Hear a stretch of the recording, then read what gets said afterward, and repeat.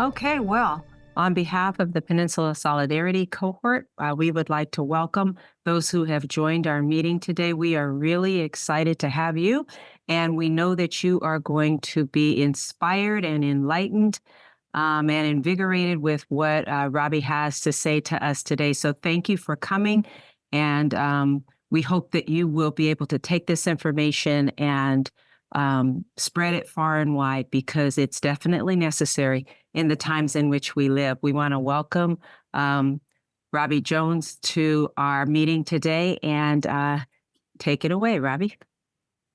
Great. Well, thank you, everyone. I'm so pleased to be with all of you at this, as you said, this very challenging time in our nation's history, and to share a little bit about the work I've been doing and my latest book, The Hidden Roots of White Supremacy and the Path to a Shared American Future. I'm going to talk mostly about what's going on in that book. Why did I write this book? Why now? And give you a sense of that. But I know I've been with some of you before, so you know a little bit about my kind of background, but just a little bit up front. So, my day job, I run the Public Religion Research Institute, which is a nonprofit, nonpartisan organization where I am now in Washington, D.C., and we do loads of public opinion data, tracking all kinds of things. We had just put out, kind of related to this conversation, in the last month, a big study, in fact, the largest study that's ever been done on the threat of white Christian nationalism in the country. That is up on our website at prri.org. So I'd invite everybody to kind of come and look at that. Happy to take questions about that as well during the Q&A, but to look there. The other resource I'll just flag for you is, so that's my sort of day job, but I'm also, writing books, and I'm also write a weekly Substack newsletter that's free. It is at www.whitetolong.net. So www.whitetolong.net, where I'm kind of writing about kind of what's going on week to week, try to put up something there every week. I also host conversations with authors of the new books coming out, that sort of thing. So I invite you to join me there. But I thought I'd start off by reading a story which gets to the heart of what I'm trying to hold together in this new book, The Hidden Roots of White Supremacy.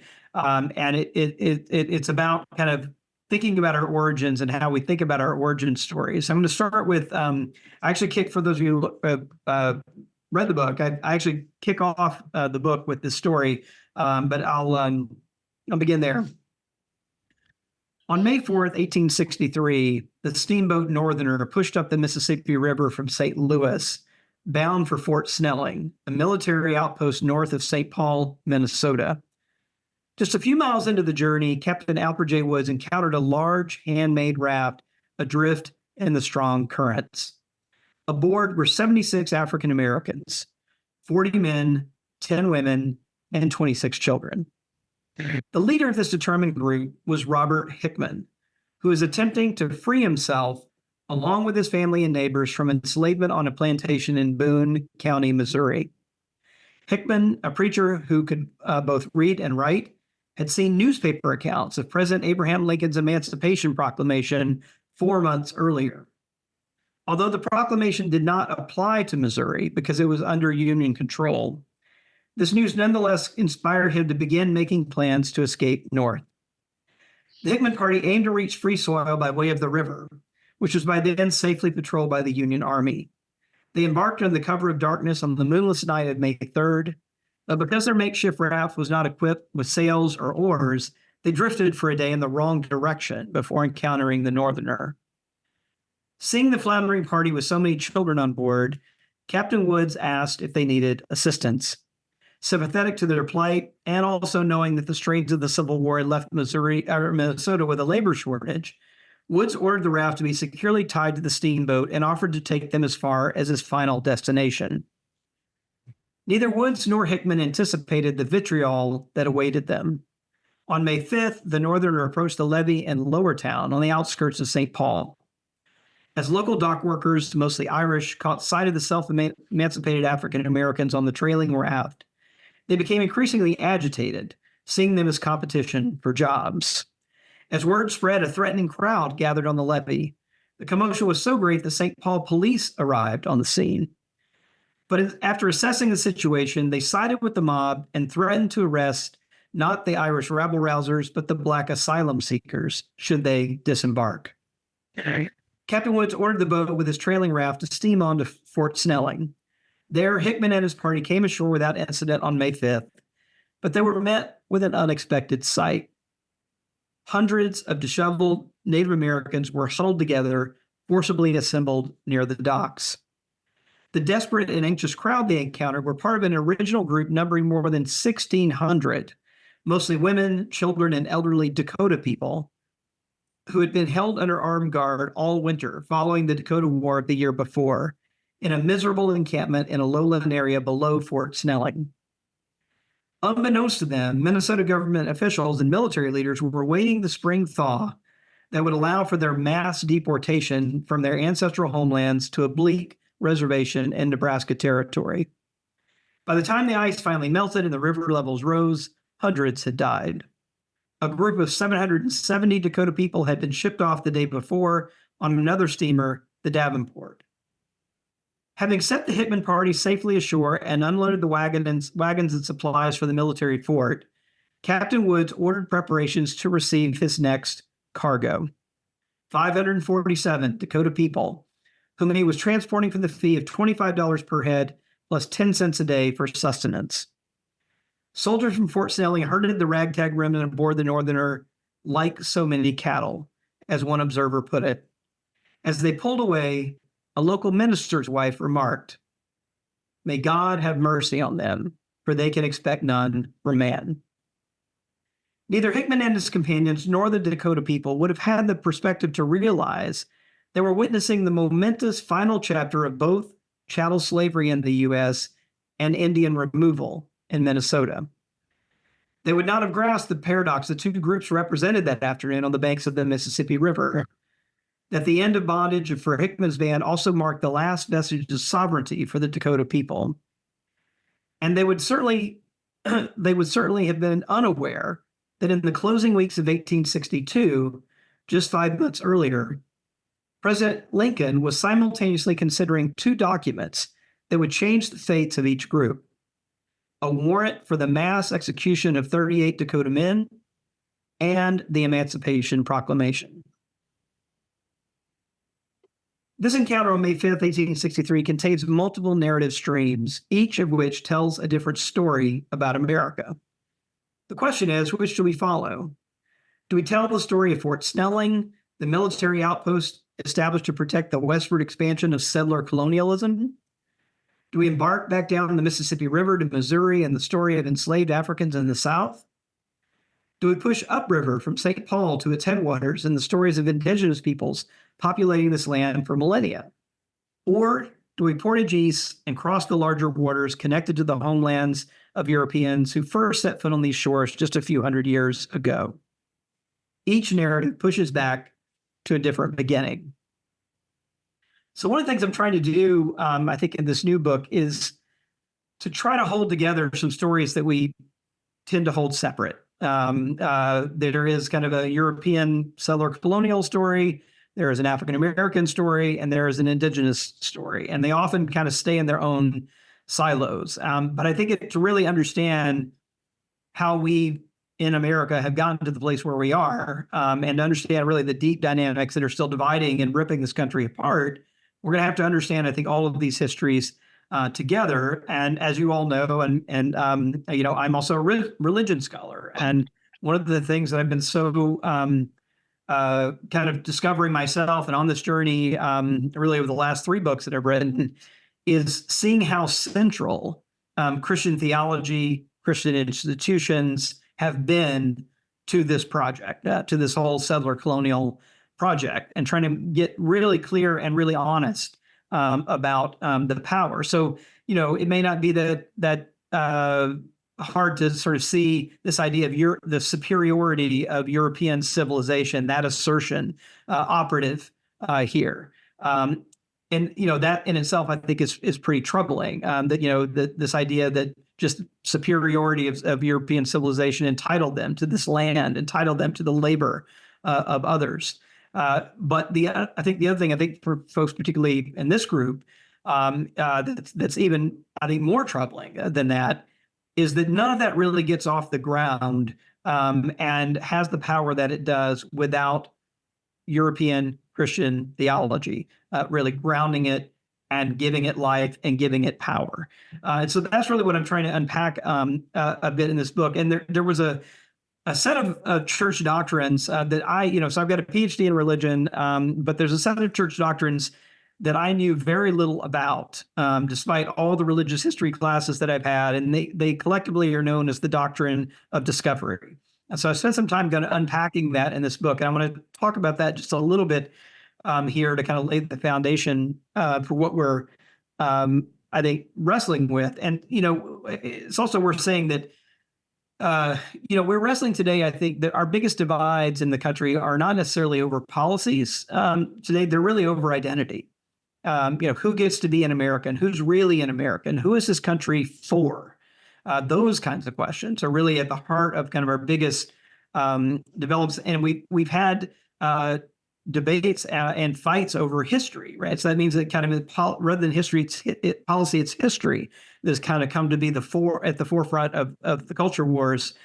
Just yesterday, many of you may have seen it, the state of Alabama, the governor of Alabama signed into law a policy that is striking down the use of any DEI programs at any of the public schools or universities in the state of Alabama, right? And also prohibits the teaching of quote unquote divisive concepts, right? And divisive concepts, as it's broadly defined, tend to be anything about the kind of history around racism, slavery, discrimination, segregation, all of these things that have to do with the very things that are, again, at the center of sort of our conflict. So it's been really notable to me, and that, that we've had these fights, and they tend to be over, and why those fights are about protecting a certain kind of history. And it really is because, like, our in the beginnings, our Genesis stories affect, right, the present. You think about, like, the biblical text, those opening words in the book of Genesis: in the beginning, God, right? What's that about? Well, right out of the gate, it's about monotheism. That's the function, right, of those first four words, right, in the Hebrew Bible. And they're about asserting this idea of a single God at the beginning of everything. So, if you get that off the ground, then whatever follows that has to account for what's in that initial frame. And I think that's part of what's going on. We had this fight between the 1619 project and Trump then stood up the 1776 project, right? What's that about? Like, why did that get so much heat and light? And so, I think it's about what's in that initial frame. So if we go with 1776, I used to collect postage stamps, and there was and I grew up, came of age in the 70s when we were celebrating the bicentennial. And there was this kind of one, and there comes from a big painting where, all of the kind of white men are in Philadelphia in their colonial finery, and they're awkwardly around the table where you can see all of them in the frame. And, it's the signing of the Declaration of Independence of 1776. So, if that's the image we begin with, if that's our in the beginning, well, then the whole rest of the story only really has to account for those white men in Philadelphia, right? And so I think that was the power of the 1619 project, is that it blew up that image. We probably all heard of that, but I think what has been forgotten about the 1619 project, when it ran in the New York Times originally, it also had an image with it. So if you think back, I don't know how many of you read it in its original at the New York Times, but it had a very powerful image in it. And what it was a very stark image. It was monochromatic, and it was a kind of nearly black sea with an infinite horizon line and a gray sky above it. And that's all it was, like this empty, foreboding ocean scene. And of course, that was meant to evoke the transatlantic slave trade, right? And so if that's the image we begin our story with, we have to tell, there's things we have to account for, right, in a very different way than if we just begin it with with the white guys in Philadelphia. In this book, I kind of I'm saying a big yes and hats off to the 1619 project. And I'm saying there are some things that aren't quite still in the frame, even if we began with 1619. So I want to kind of bringing the lens back a little more and suggesting that if we really want to trace, what I'm calling the hidden roots of white supremacy, where does it come from? There are things set in motion already by the time we get to 1619 that we have to kind of go further back than that. And most importantly, what's not in that frame is nearly a century of European interaction with indigenous people in this country. So we kind of keep this frame back. So I'm suggesting there that we go back at least to the year 1493, actually, not 92, but 93.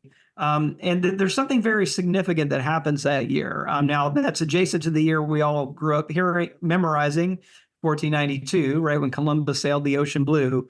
But what happens in 1493, that's the year he goes back to Spain, and he asked for a bunch of things.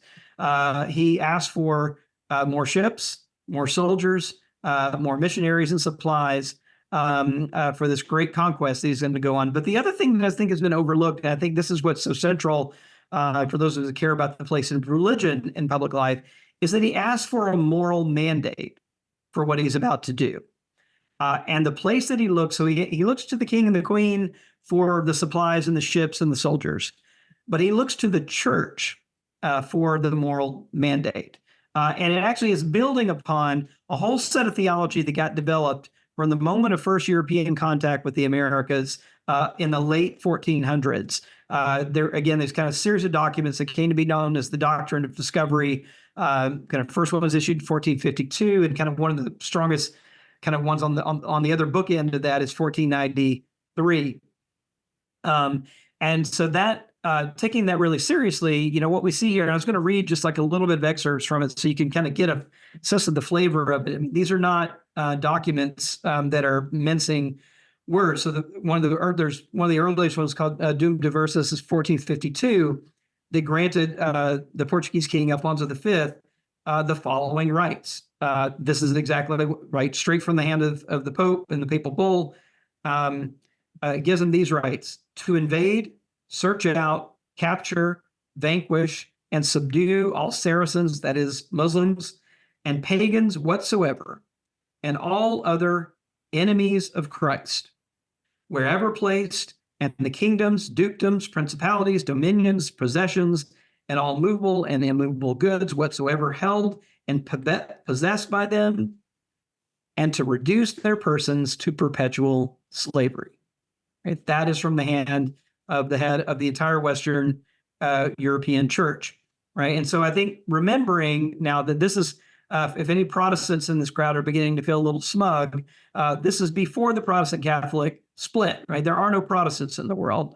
This is before the break with the Church of England, with the Roman Catholic Church. So all of Western Europe is essentially under the dominion of the Roman Catholic Church, and that's the authority. That's 1452. This begins to kind of keep getting developed over the late part of the 1400s. By the time we get to 1493 and Columbus's appeal, Inter Caetera was issued by Pope Alexander VI in May 1493, explicitly to respond to Columbus here. And it kind of basically validates all those other things I just read. But then it adds, right, it's affirming the church's blessing, and quote, that in our times, especially the Catholic faith and the Christian religion be exalted and be everywhere increased and spread, that the health of souls be cared for, and the barbarous nations be overthrown and brought to the faith itself. Right. So this is the mandate. This is the moral mandate, right, that Columbus asked for and gets from the Christian church going forward. And, if I'm kind of looking for the kind of nearest proximate cause to the mess that we are in this country, and like, where does it come from? How far back does it go? How deep is it embedded in Christianity? This is, I think, the closest thing I can find to explain the version of Christianity that lands from Europe on these shores, right? That's the thing that's motivating it here. So I'm kind of arguing the book that our beginning has got to go back at least to 1493. There's places you could go back further as well. But what's remarkable about this, right, is just that it answers the real question Columbus was raising: is what rights did these people have that we're bound to respect? That's really the question he was asking. And the answer came back that the real only metric of answering that question was another question: are they Christian? And of course, they knew the answer to that question. And if the answer was no, all of these other things really fell out, right? And that formula that gets set up there, that is really about the superiority of European civilization and the superiority of Christianity as it developed in Europe, really did set out this idea that the land and labor of others belonged to essentially white Christian people in the country. It gets embedded. I want to say, like, this is not really abstract now, because I think when I first was kind of following, and I want to say, like, I got to this from indigenous scholars who've been really doing the work of kind of holding this up, and I should say, it's been out there and just hasn't been paid attention to. There's a great letter I'd recommend you all read by Vine Deloria Jr., who wrote a letter in 1972 and he wrote it to people like those of you who were on this call, like who were Christian. It was an open. He called it an open letter to the leaders of the Christian churches of North America, and he basically laid all this out and asked for an accounting of this, and essentially never really got one there. And that was 1972. But just to make this really concrete, this shows up in our founding documents. It's been embedded into U.S. law in very concrete ways. So in addition to the ways that it's flows through the church and in theology, it's actually had a very concrete life. Even I'll give you just a couple of examples here. In the Declaration of Independence, where there are all these lofty principles, if you keep reading, there's a litany of complaints against the king in the Declaration of Independence, which is kind of part of the reason why they're declaring their independence. And among those grievances, in language that sort of hides what it's really about, is this. This is a grievance. He, the king, has excited domestic insurrections among us. Now, that's a complaint that the king has encouraged slave rebellions against the colonists there. And he has endeavored to bring on the inhabitants of our frontiers, the merciless Indian savages, whose known rule of warfare is an undistinguished destruction of all ages, sexes, and conditions, right? So this kind of assertion of Indian savagery in the Declaration of Independence. In the Constitution, of course, we get to Section 2, not very far along. It explicitly excludes Indians from the rights that it's enumerating in the Constitution. And then, of course, it counts enslaved people as 3/5 of a person. And then not even for those rights to accrue to enslaved people, but to add to the power of their owners, right? That's the way that works. And then even in our laws, this very idea, the doctrine of discovery gets incorporated into a Supreme Court law in 1823 in a case called Johnson v. McIntosh. It's one that, and it's essentially a case that was trying to resolve who had the rights to even sell lands that were occupied by Native Americans. That was really what the law was about. But Chief Justice John Marshall wrote this, explicitly drawing on this theological doctrine of discovery language from the church. He wrote it up this way. The character and religion of the New World's inhabitants afforded an apology for considering them as a people over whom the superior genius of Europe might claim ascendancy. The potentates of the Old World found no difficulty in convincing themselves that they made ample compensation to the inhabitants of the New by bestowing upon them civilization and Christianity. Right? In other words, that's the Dominion formula, right? We give them, European Christians give them civilization and Christianity, and anything else that's taken pales in comparison to that great gift that's being bestowed upon them. So that's like in U.S. Supreme Court case law, right? That is in fact the logic of a European deed and title to indigenous lands. It's based on this Christian doctrine. That doctrine, unless you think it's kind of way back there in the 19th century, one of its most prominent recent citations, it was cited as late as 2005 in footnote number 1 in an opinion written by Ruth Bader Ginsburg, of all folks, in a case against the Oneida Indian nation for lands that they were wanting to reincorporate into their holdings. So it's still very much alive and well. The other thing I would say is that even in our kind of culture, it's alive. So all the terms that we're have heard a lot, manifest destiny, right? That idea it has its fullest justification in this Christian theological assertion. A city set on a hill, right? Those ideas, right? America is a new Zion. America as a promised land.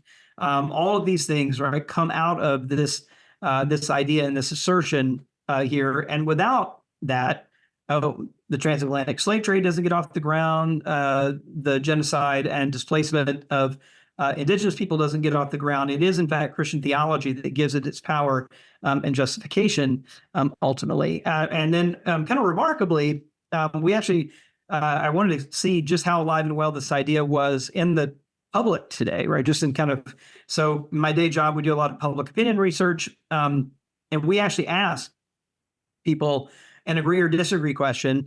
And I tried to write it pretty straightforwardly that essentially, do you agree or disagree that America was intended by God to be a promised land for European Christians? Like that's the phrase of the question. And it turns out that 3 in 10 Americans affirm that statement today. Now, so that means that 2/3 of the country rejects it, but nearly a third of the country affirms that straightforward assertion that stems from this very, very old doctrine of discovery thing. And the reason why it's so powerful is that there are actually 2 groups in which a majority affirm that statement. And the 2 groups that are majority are self-identified Republicans, a majority of self-identified Republicans and a majority of white evangelical Protestant Christians affirm that statement. So it's essentially become a majority opinion inside of one of our 2 political parties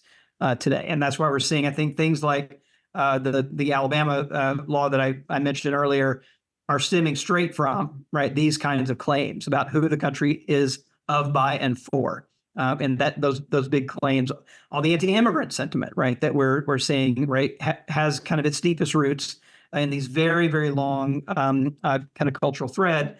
So in the book, I'll say a little bit more and I'll stop and make sure there's some time for questions. The book is kind of 2 parts. One of it is kind of laying out this kind of history very carefully. And then the other book is the second part of the title, which is A Path to a Shared American Future. And what I'm trying to do there is look for some places where there's like clear examples of, this tragic history of violence, genocide, displacement, and yet there are groups of people on the ground today trying to tell the truth about that and trying to kind of heal the communities and move them to a different place by telling the truth about that. And so in the book, I go to 3 states. I very easily could have written a 50 state, a chapter for every state.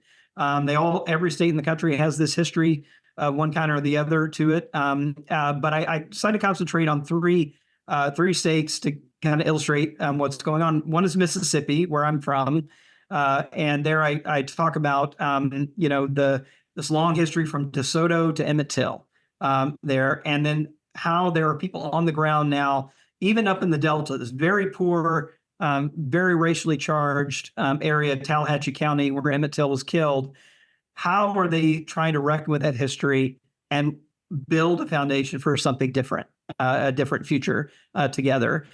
Did similar thing in Minnesota, in Duluth, Minnesota, where they're put up actually one of the first public memorials to the victims of lynching in Duluth, and trying to reckon with that history there. And then also in Oklahoma.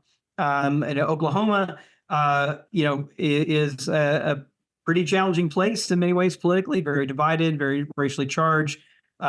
Maybe you may have seen Killers of the Flower Moon, this year or last year, that tells part of that story at the Osage in Oklahoma.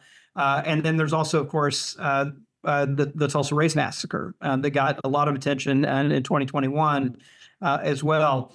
And people trying to kind of, again, work on the ground and try to reckon with that history and build a different kind of future for their communities in Oklahoma.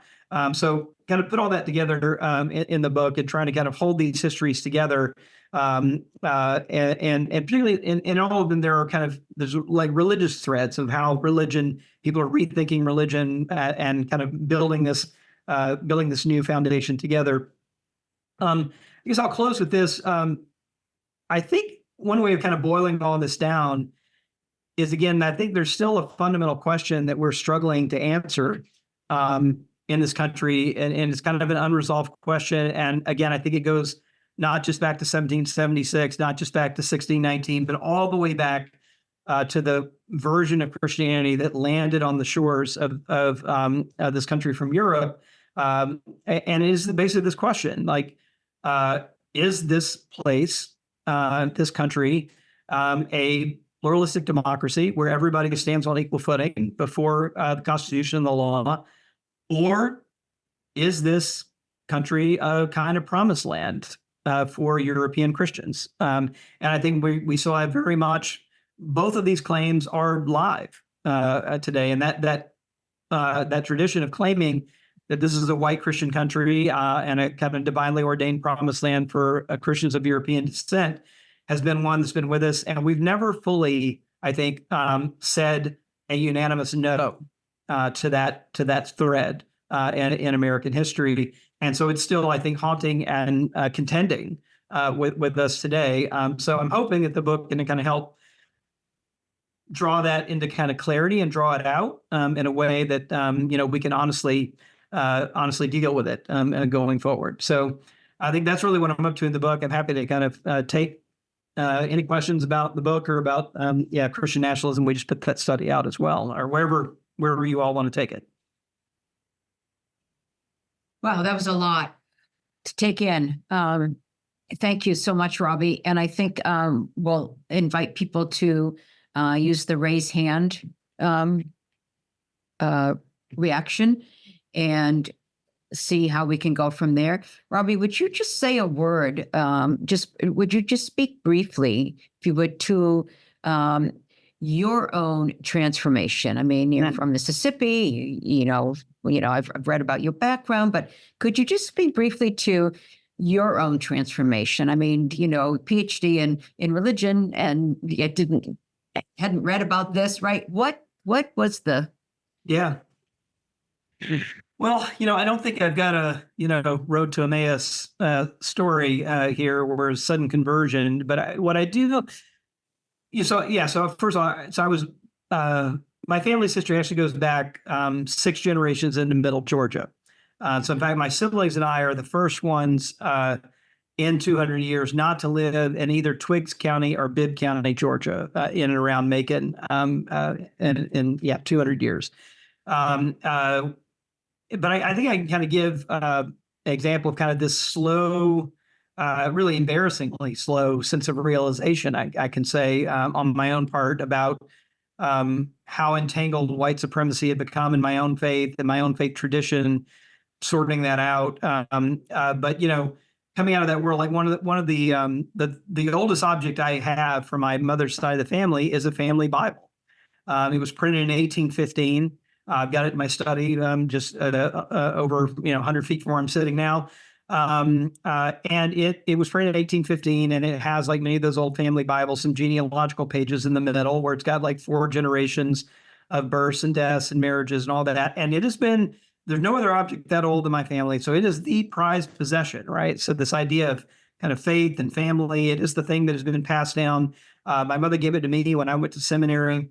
And so pride, right, in kind of this long Christian faith. There's plenty of kind of ministers in our family tree going all the way back, including founders of churches in Georgia.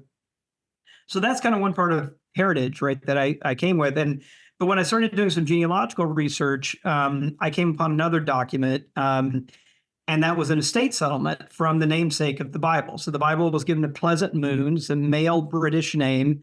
And the estate settlement was from 1815, the same year the Bible was printed. And in that estate settlement, it lists, all the earthly goods. It says the goods and chattels of Pleasant Moon deceased, 1815, at the top of the page. And it lists, one feather bed, one table, 6 chairs, 20 head of sheep. It goes all the way down, 2 guns. But in the middle of this list are 4 human beings, right? And they're by name, like one, Naomi, at $400. Sarah, a girl, at $150. Bird, a boy, at $150. And then it just goes back to other objects in the house, right? And what's notable about that is that my family was not wealthy. Like, we were very much like working class. If you added up everything in that estate settlement and converted it to today's dollars, like the full liquidation of their assets was only $50,000 of everything they owned, right? And yet there were these 4 human beings, and those 4 human beings made up 70% of their assets. Right? That's how it worked for them. And so then I think that was kind of getting to that realization. That didn't come actually till about 20 years ago. But like seeing these 2 documents, I remember I actually put them on my desk side by side and just sort of stared at them. So here's this pride in Christianity and this faith, and here is this documented sense that these people were enslavers and saw no contradiction between this Bible that they so valued and the way they lived their everyday lives, right? The way their economic lives worked on a day-to-day basis. And we were also Southern Baptists, right? So Southern Baptists, the only reason that denomination exists is it was founded in 1845 to make enslaving other people compatible with the gospel of Jesus, right? That's the founding of the Southern Baptist Convention. And it is still, this other thing to say, is that my home denomination, it is still the largest expression of Protestant Christianity in America, is the denomination with that history, right? So we kind of like take that in. That is still true. So I think it was just kind of a slow, kind of embarrassingly, painfully slow realization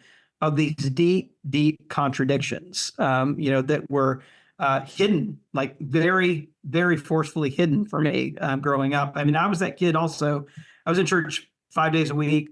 I was active in the youth program. Like, I was there, and I never, ever heard anything, right, about race, segregation, slavery, the origins of our own denomination.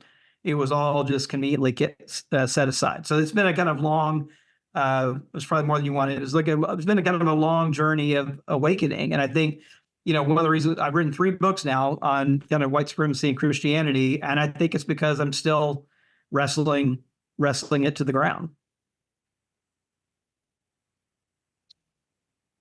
Thank you. Thank you. Questions? Help me see hands, people. Okay, I see Jorge. I think there was someone before me, if she wants to go first. Reverend Deb, or I think it's okay. Go ahead, Jorge, then we'll go to Deb.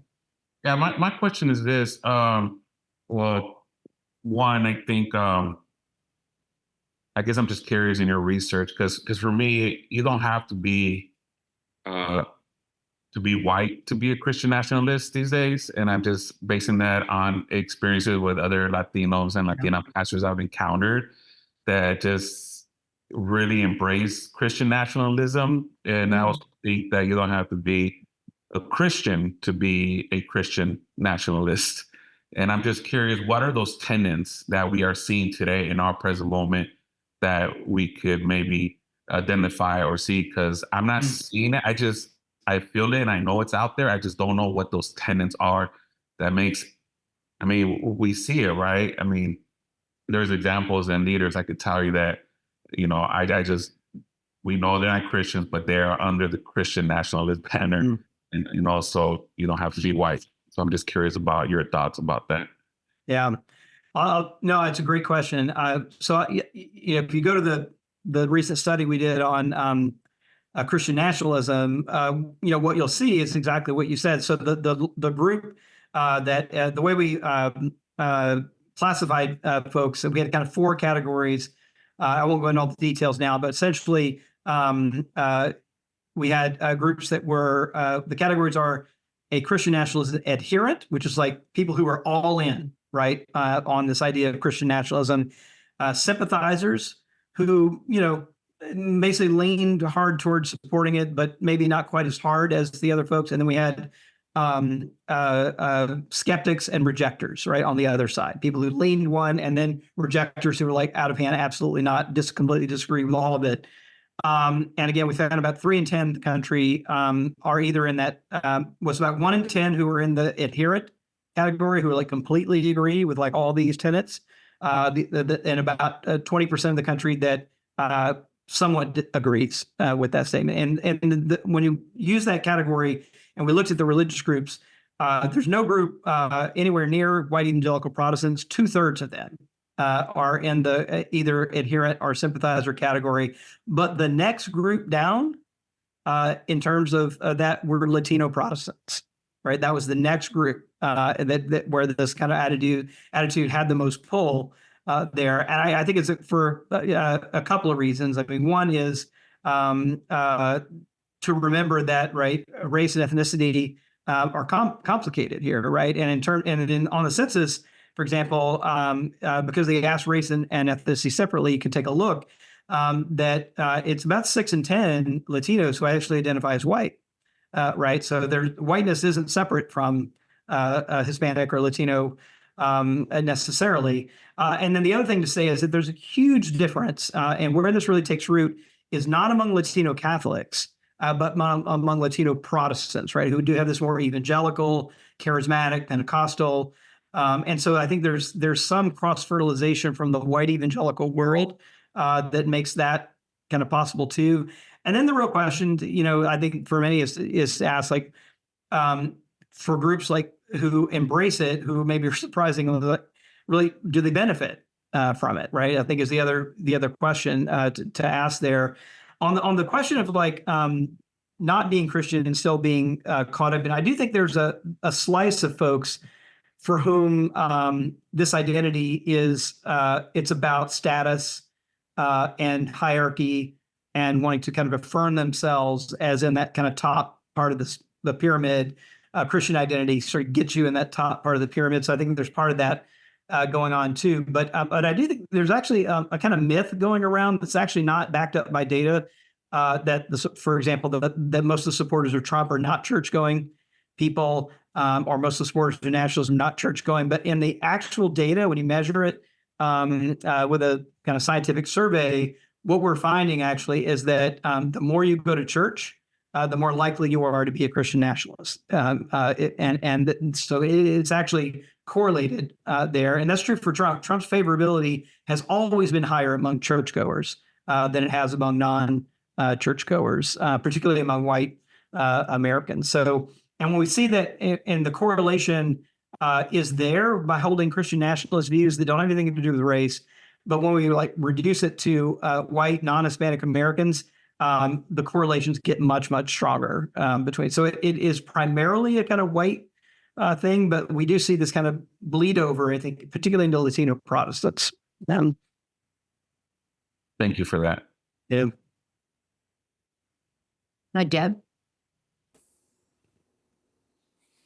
Hi, thank you very much. This is fascinating.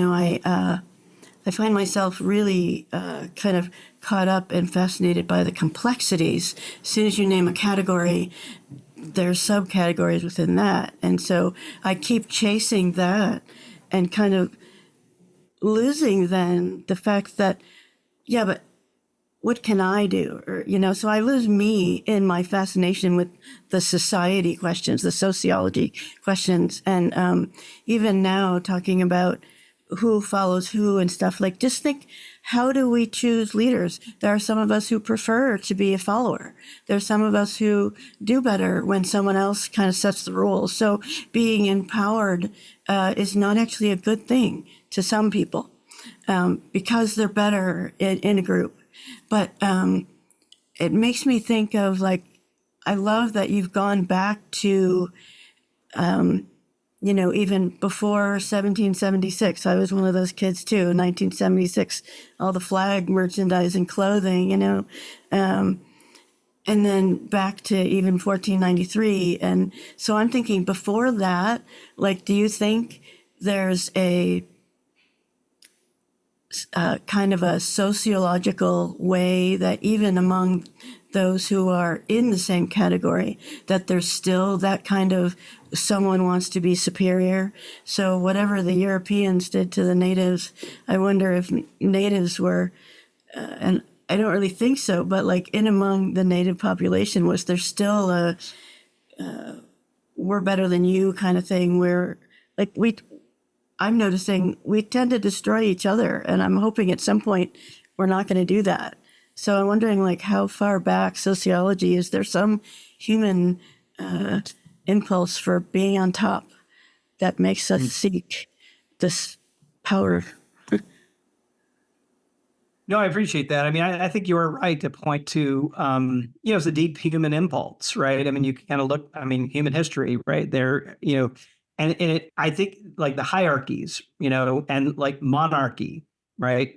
This was like a dominant form of organizing human societies. Very elite folks with strict kind of pyramids. You're born here, you never move out of this, right? But one reason why that's important, I think, is to say like, what with our better angels are trying to do with American democracy is really hard.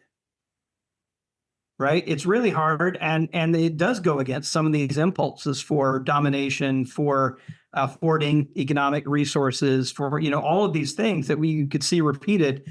But I think this experiment, it's worth kind of remembering. I mean, this is an experiment that I think a lot of people in the world, when the country was trying to announce these principles, which of course it was not following at the very beginning either, but even so, the principles, like most of the world was like that's ridiculous. That's not going to work, right? That's sure to fail.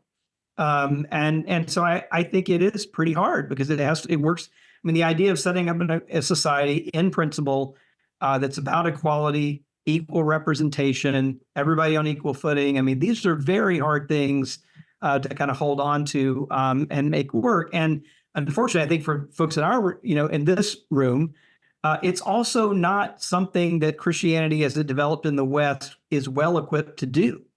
Right? Christianity developed an empire in the West. Right? That's the kind of all the kind of references to kings, all the references to slaves and masters. Right? All through the New Testament, for example. I mean, that's the society it came out of. It wasn't really speaking out against those things so much. You have to work at it. It's always striking to me, thinking of history, that the slaveholders always thought they had the better biblical case in the abolitionist debates. Right? It was the abolitionists who had to work hard to get around the book of Ephesians, right? Slaves obey your masters, or Philemon, or the enslavers could quote chapter and verse, and the abolition had to make a kind of higher abstract argument there. And so these resources I think we're still in this fight in many ways, like which version of Christianity is going to win, right? Not just which version of kind of our political organization is going to win, but which version of Christianity is going to survive and undergird, a pluralistic democracy. I think that's where we're really, and I think to me that struggle has never been more clear in my entire life than it is today, right? That we basically got, these kind of religious traditions that are on they're pretty much incompatible and they're both Christian. I think that's the challenging thing, right? So it really is a question of like which Christianity is going to be the one that really, one of them is going to take us back into a very hierarchical society where people who claim to be white and Christian are going to try to dominate everybody else. And the other one is going to try to usher in a more egalitarian social world. And I think it's pretty plain.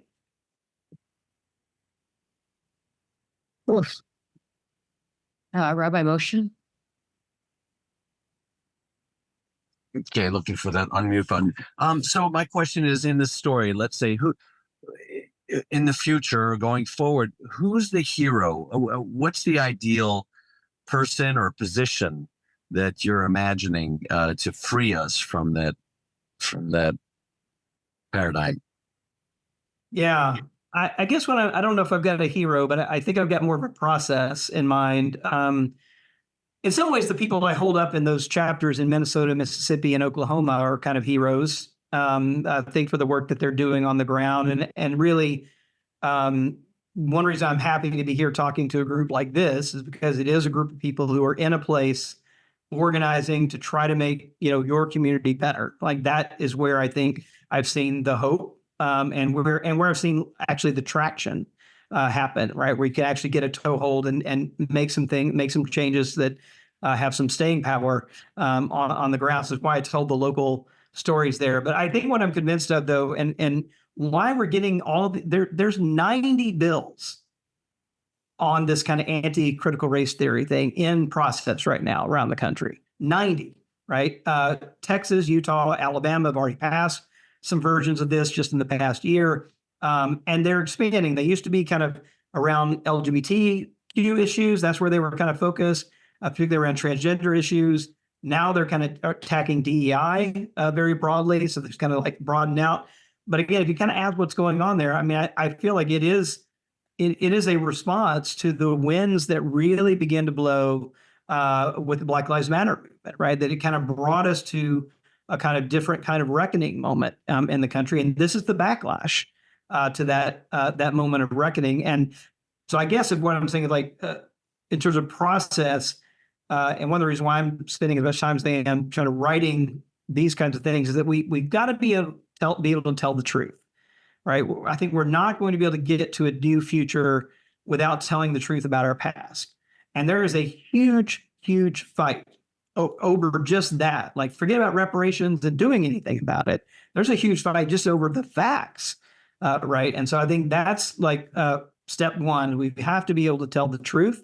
I'm hoping that, people who kind of people of faith who think about truth as important, right, are kind of get behind this. And then I think there is, if we can get that remotely right, it does set us up for questions of repair.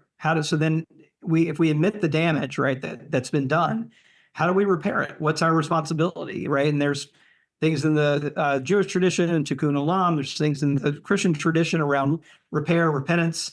There's other traditions as well, but how do we get to that part? But I think we don't get anywhere near that if we can't tell the truth, right, on the beginning. So I think it's like this kind of telling the truth and then getting somewhere around repentance and repair that are just like absolutely essential. But we got to get the truth part down. I think we're only like, I don't know, 2 feet on the path, I think, to the truth telling.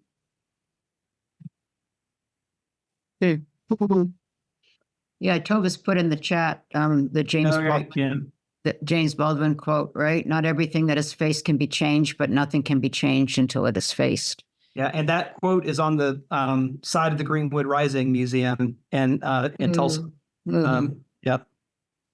And in the and then we'll go to Maria Luisa. In the book, Robbie, at the end of each chapter, you call it in with the Tulsa and Duluth and Mississippi stories.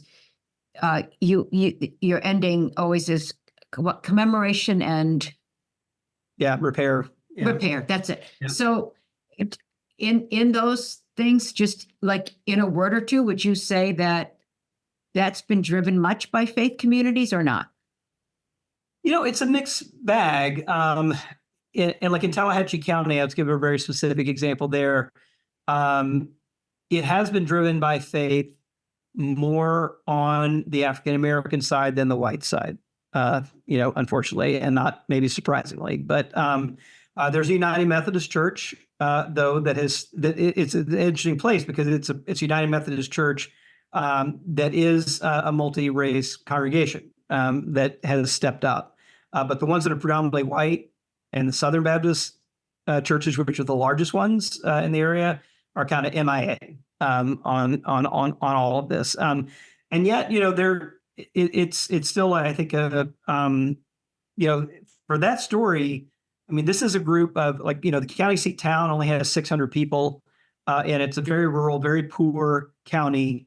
And yet this group of, it started off with like 20 people meeting in a basement, right, is really where it started. And they basically said this terrible injustice has been done. And they were about the Emmett Till, right? That's where he was tried, and an all white, all male jury in 67 minutes acquitted the killers, who later confess, right, that they did it.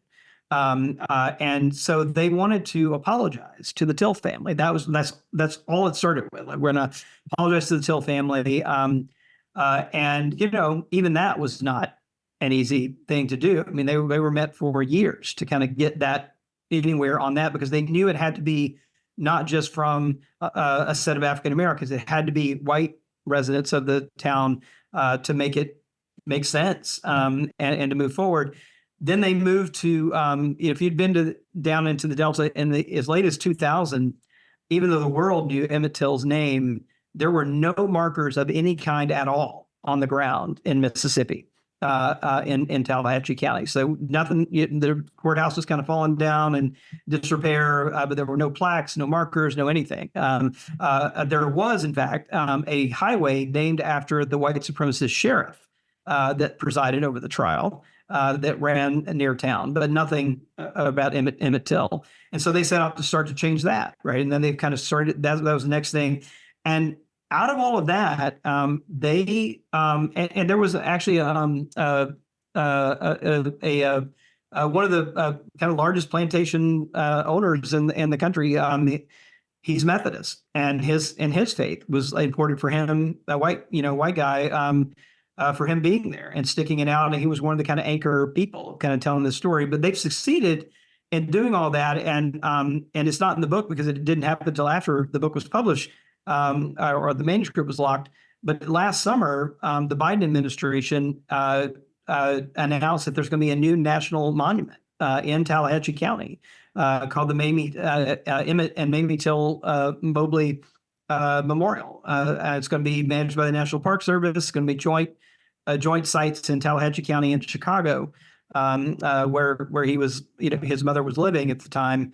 But that absolutely would not have taken place without these 20 people in a basement saying, we're going to tell the truth about this, and to begin to build something. There's all kinds of things happening now down there, Film Academy, all kinds of other things. But it began with a group of people saying, we're going to tell the truth. Yeah. All right. It looks like Maria Luisa, you may have maybe the last question, depending on how much time I see you too, Mary. Thank you. This won't take long. I just want to thank you to the Peninsula Solidarity Cohort for having this, and thank you for the book. I have made it my responsibility to read it during Lent, and I can hardly wait to finish the book because I'm looking for signs of hope. But one of the things that has come to my mind listening to everyone and just right now and reading the book, it reminds me of the movie The Mission some years ago that movie came out. The struggle between the Spanish and the Portuguese for the indigenous people. Anyway, the last, toward the closing end of the movie, the two priests are deciding what they're going to do. And the comment is made, if might makes right, then there's no room for love in this world. And I keep thinking about that. And I keep thinking that there has to be some hope or we give up. And I think the solidarity group here and other people, there are little groups that are becoming more aware. And I think we need to find, draw strength from one another. Otherwise, it gets really hard. It's really hard work. Even among people that I know, it's hard to bring up this subject, not to mention family. And it's a very painful, difficult thing. But I think once you become aware, you can't look the other way. But I think we have to encourage and support one another to keep going with this. It's a struggle. There's no doubt about it, but to stay in the struggle. Otherwise, it is kind of hopeless. And I don't think there will be love in the world for anyone. Thank you. Yeah, just quickly for that. Just very quickly to respond to that. I do think the thing that has helped me is to realize, like, when we think about injustice, it's often framed as the kind of, okay, people of European descent who are Christian did these awful things, so they had this responsibility. And then it's framed as a kind of like duty or even altruism, right? Or reparations sometimes is framed that way, a kind of altruistic act. But I think the thing that has given me sort of stamina and energy is, I'm not writing to beat myself up about this. Like, I'm writing to free myself of this.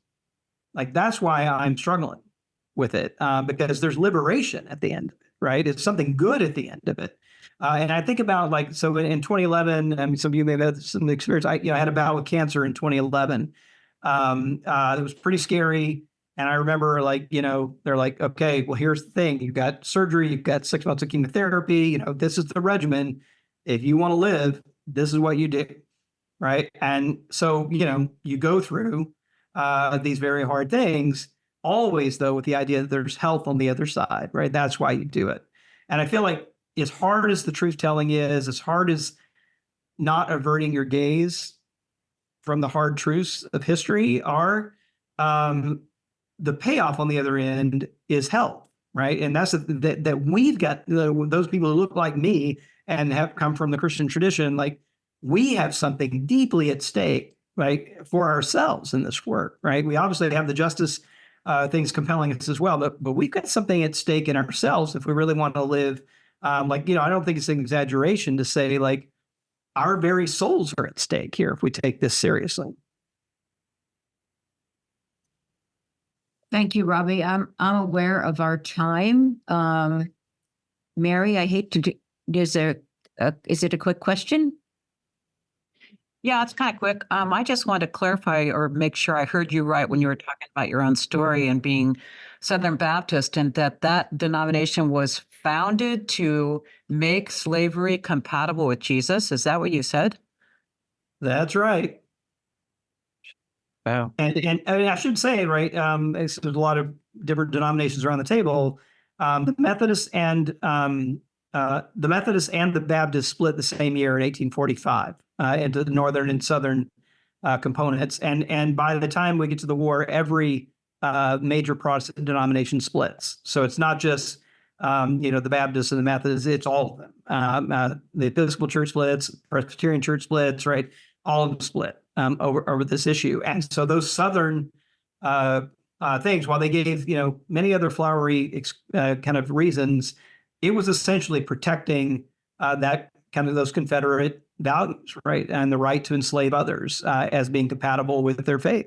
That was really the cornerstone of all of those divisions. And it's so I've always thought it was like so deeply troubling that 1845 is also the year that Frederick Douglass publishes his first autobiography.